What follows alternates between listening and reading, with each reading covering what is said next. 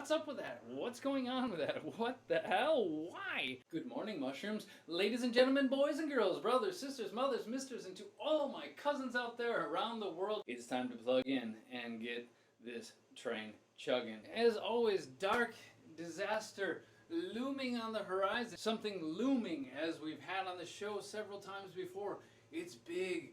It's scary. It's not 100% clear what it might be or how it might come, but it's on the horizon and it's coming towards you. It's intimidating. It's scary. And we're going to see it again in a different headline down below. Let's learn more in the caption. It has been a tumultuous year.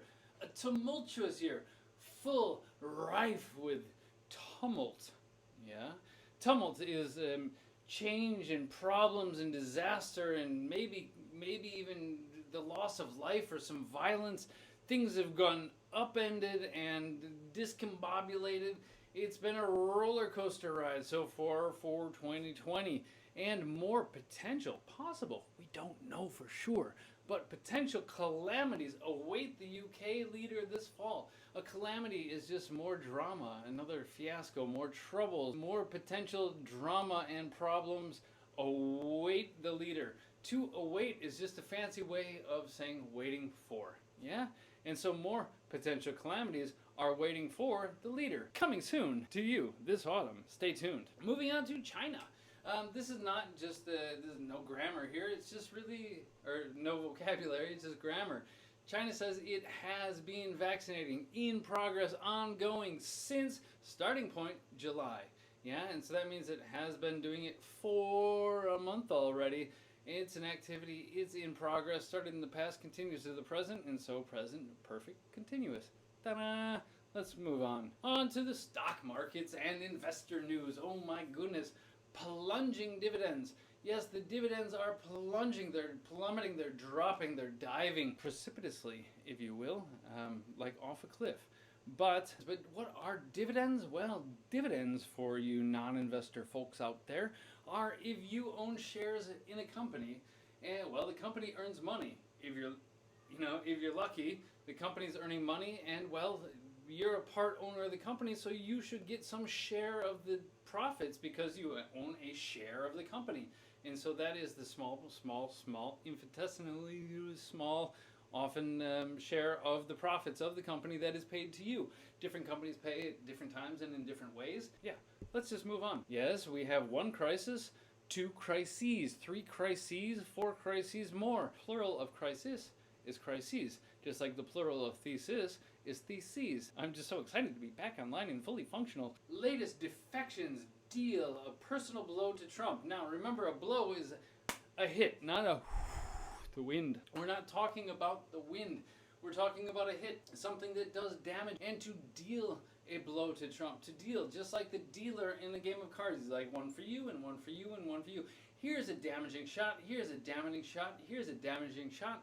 And we're going to see deal again down below, but to deal a blow. Ooh, the people are defecting. Now, it doesn't mean that they are defective. They have imperfections. However, we'll see another word about imperfections down below as well.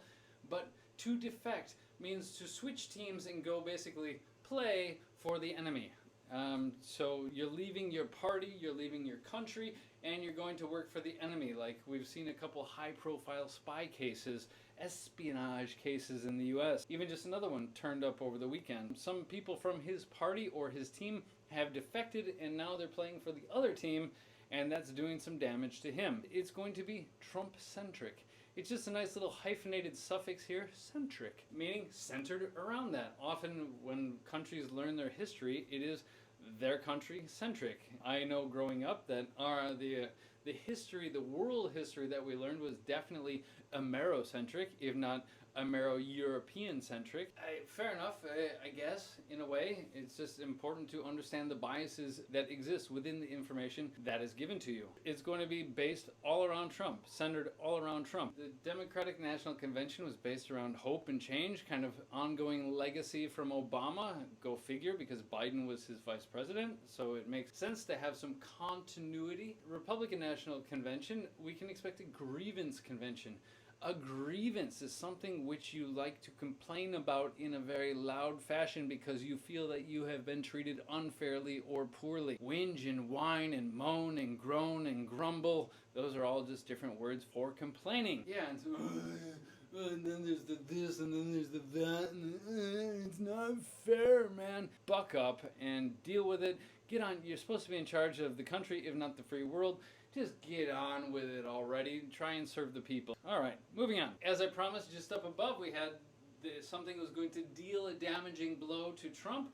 Well, now, what's the deal with Russia and poison? Very fair question. What's the deal with poison? And so it's like, what's the deal? Everyone wants to know the other cards that the other people have, and if you're saying what's the deal, it's like you want to know what the cards are. It's actually just a common fixed phrase though, and it's like, what's up with that? What's going on with that? What the hell? Why? Maybe it's because with poison you don't get so much collateral damage. With poison it's much more hyper localized. Maybe that's the justification. It's easier to explain it away, pass it off, play it down, suppress the information. I don't know. If you're paying attention, I'm just trying to recycle a lot of that vocabulary from past episodes. I just highlighted this though because it's not every day that you see a vehicle used as a verb, to helicopter. I've never used it or seen it used as a verb before, because planes fly over things, cars drive by, around, through, over and under, ships sail around, pass through, etc. But to helicopter. Yeah, interesting. Moving on to Brazil. Because as you know, on the show we just take the headlines as they come, they line them up, and then we hit them out of the park. And so we're all over the globe, here, there, and a little bit of everywhere. On to Brazil. Bolsonaro threatens to punch a reporter's face. They want to be strongman. Maybe he's gotten over now his COVID diagnosis. Who knows what's going on with him or with them. The point is the grammar. Threaten to do someone. Threaten someone with something. He threatened the reporter with a punch to the nose. Hey buddy, you're cruising for a bruising. You want a knuckle sandwich? Moving on. And from euphoria at the White House to despair in Palestine. See the reaction of the UAE deal. Now, I'm not well versed in exactly what has been agreed upon or not, but Pompeo and Kushner over there, I don't know, finagling things as usual. Euphoria, joy, ecstasy, that next level happiness where you're just floating along on the clouds, right? And so, euphoria at the White House to despair in Palestine. Despair is complete abject hopelessness, where you just don't see anything getting better. There is no hope left, and that's where we get the adjective desperate. And remember, when people are desperate and they see no hope of things changing, that's when they're most often likely to head off into extremist sort of directions and take a course of action that is, basically wrong, and they start to cling to false ideologies and other things. Blah, blah, blah. TikTok is to sue the U.S. over the looming ban. Oh, look, there it is again. We had it up top as well. We've got these reoccurring pieces of vocabulary in today's broadcast. Looming, remember, from a few minutes ago. It's big and it's scary and it's on the horizon and coming towards you. Looming bankruptcy, looming recession, looming depression, looming ban, looming prohibition, looming calamities, and continuance of a tumultuous year. I just love demonstrating this one because it comes straight out of the Matrix when the agents shoot the bullets at Neo and he just goes... Now, I need some badass animator for that one. To dodge, to avoid, to evade. He managed to avoid disaster after jumping off his bike at 228 kilometers per hour. And I was actually surprised because I thought it said the Syrian MotoGP. And I was like, really? They got a MotoGP in Syria right now? Don't they have other stuff going on? To escape by the skin of your teeth. And Jennifer Gardner performs a flawless dance routine. As you know, the suffix less means without. And so it's without a flaw. A flaw is an imperfection. And so therefore, if it was flawless, it was perfect. It was immaculate. She didn't make a single slip up, a single mistake. I need to wet the whistle here. This just makes me laugh because this is just a series of whoops. Where's the checks and balances and who's okaying and who's rubber stamping this project? Sydney's new ferries don't fit under the city's bridges. Don't face palm. Whoops. Come on, who signed off on this? Oh, fit. It's about size. My new shirts fit pretty well. They're not too big, not too small. It's a perfect fit. Thank you for the Loom. No sponsorship. Invisible. Rogue planets without stars. Ooh, invisible. You can't see them. Rogue. Much like up above we had the Maverick. Doesn't play by the rules. It exists outside the laws of nature as we knew them before. Just like we have rogue states, which is a term often used for North Korea. Rogue states, or then the rogue assassin who's gone off the script and he's not being paid by anybody. He's out to solve his personal vendetta and get vengeance for the whatever. Yeah. It's not just you. Zoom is down. If something is down, it's not working. The network is down. The server is down. It's not functioning. Because if you're laying on the ground, you're not doing much. Yeah, down means it doesn't work. If it's up, it means that it's running. It's functioning. Everything's hunky-dory. Yay, yay, yay. Read the article. Find out. Let me know. I am interested. I'm just not going to read it. Ta-da! Smog-eating murals. A mural is artwork on a wall. But these are smog-eating murals. It's probably some weird sort of plants or something in some sort of artistic pattern, much like you have along the highways through Istanbul. Those are designed to help dampen noise and pollution. And remember, smog, that is a portmanteau. A portmanteau is two words that are put together. Smoke and fog. Smog. Brunch, breakfast and lunch, brunch. Spoon and fork, spork. Gigantic, enormous, ginormous. Don't use that word ever. I will slap the smile off your face. Talks are going backward and time's about to run out. Tick-tock, says the clock. There's going to be no more time. If things run out, there is no more of it. Yeah? Easy peasy. If something's about to happen, it will happen in the near future. It's going to happen soon. And the talks are going backward. Well, if they're still talking, it means the talks are going forward. However, whilst the talks are progressing, progress itself is not being made, so maybe it's having the negative reverse effect. And so they're actually creating more disagreement than they had previously. It's called skin decision because, well, you're making a decision, but if you're not sure about yourself, that is indecision. And so it's a nice little play on words that people are being indecisive about things. Overlooked. I like this one because we've got to overlook something. And it means like, yes, the building overlooks the park. To overlook something also means to not pay attention to it. It's like you're looking over it, past it, and not paying attention to it, which is actually the opposite meaning of look over. If you say, I want you to look over this contract for me, it means I want you to read it in detail and edit it, find any errors. And so, whilst you're looking it over, do not overlook even small, minor punctuation errors.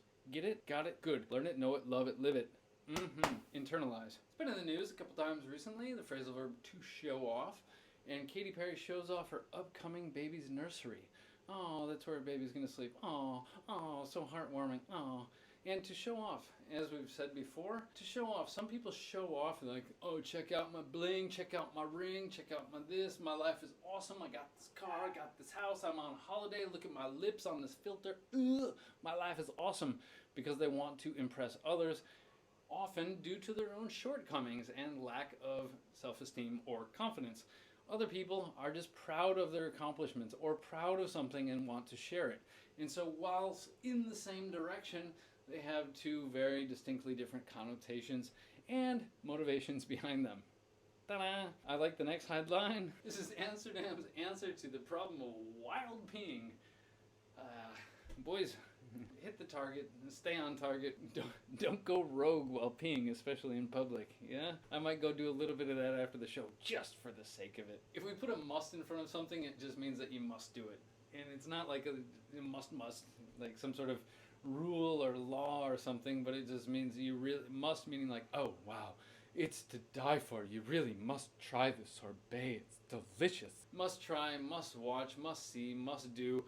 Much like wild peeing. That's a must do. Give it a shot. Let me know how it goes. Actually, don't let me know. I don't want to know, but I encourage you to give it a shot. Strap yourself in. Most seatbelts are made out of canvas webbing or straps. Strap yourself in because it's going to be a wild ride. So that way you don't fly out of whatever vehicle it might be.